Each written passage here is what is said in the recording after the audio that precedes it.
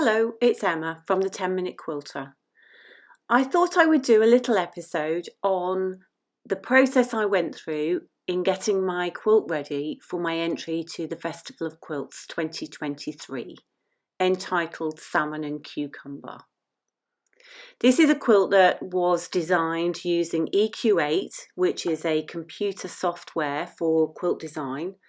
And the great thing about it is that you can change the colours so that people can see different colourways or different fabrics, so they get an idea exactly of what their quilt is going to look like.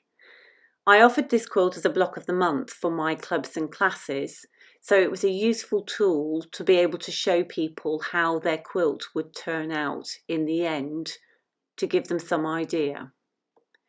Luckily, my quilt top was already pieced when I decided to enter, so that was at least one good thing. Unfortunately, it did mean that I was then up against a deadline to get it quilted.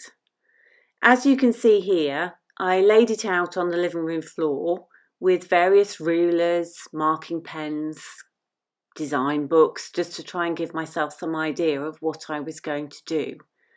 I used a water erasable marker to make some registration lines, and then it was a case of loading it onto the machine. Right, so it's Monday the 3rd of July. You wouldn't think it outside. I'm actually contemplating going and putting a cardigan on. Yesterday I spent the afternoon trimming all of the little bits off the back, tidying it up a bit so that my seams were all neat and tidy. I have loaded it on. I've actually got a linen, no sorry, I beg your pardon, I've got a Liberty poplin on the back, which has got, I don't know if you can see, it's got little people on bicycles, which I thought was quite cute.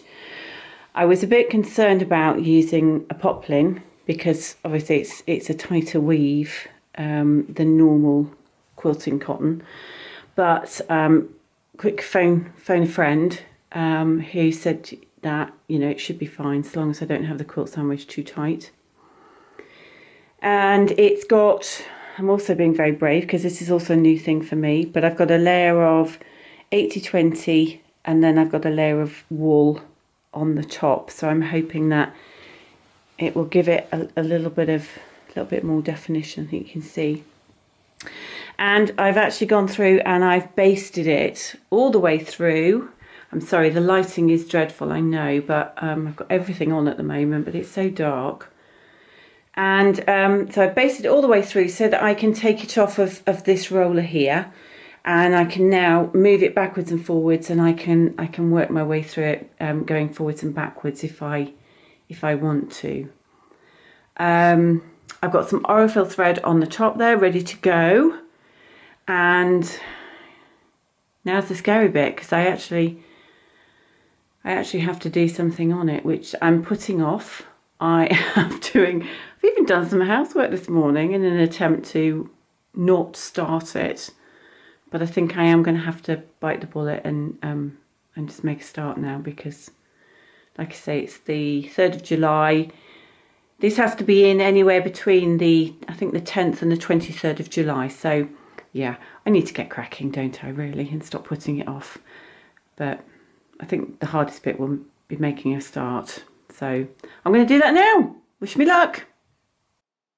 So I made a start, and this was my first attempt, which I didn't like at all.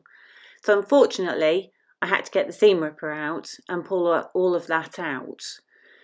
The rest of the design though seemed to evolve as I went on, and I was careful to take pictures as I went along. Anybody who's watched my previous videos will know that I have a habit of doing one thing at the top of the quilt and forgetting what I've done at the other end. The Amanda Murphy circle rulers are good measure rulers, and they worked really nicely. They were easy to use and I think gave a really nice finish to the quilt. So lessons learnt from this one, that although I tried really carefully to trim any dark seams that I had coming into the cream, I obviously, I don't know if you can see that, if I move this, obviously didn't trim it carefully enough, and I don't know if you can see that there is actually some of the dark teal just showing underneath through the cream. And I've got the same issue happening just over this side as well. So I'm just going to try and get a needle and just see if I can poke that down under before I quilt over it. But yeah, it just goes to show, doesn't it? You know, I thought I'd been so careful, and yet that's still there. And unfortunately, that's the centre block. So I think that's going to be very noticeable, but we'll see.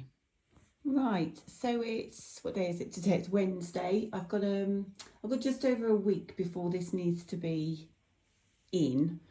I'd like to try and get it done over the weekend, so that it's good to go sort of Monday, Tuesday really. So I'm not, you know, pushing myself right up against it. Having a few issues today because I've got quite a few thread breakages, and I think it's the thread on the top. It seems I've got towards the end of the reel, and it just feels like it's don't know, it just feels a bit strange. It just seems to break really easily. So I've had new needles in, I've oiled it, I've cleaned it, so we're just going to try and push on, but it's typical, isn't it? I've got this border to do, and then I've got the top and the other side one to do like this, and then I'm pretty much done. So it's fairly typical that, you know, right at the very end it starts to mess me around. I've got completely carried away. I've quilted it within an inch of its life, really.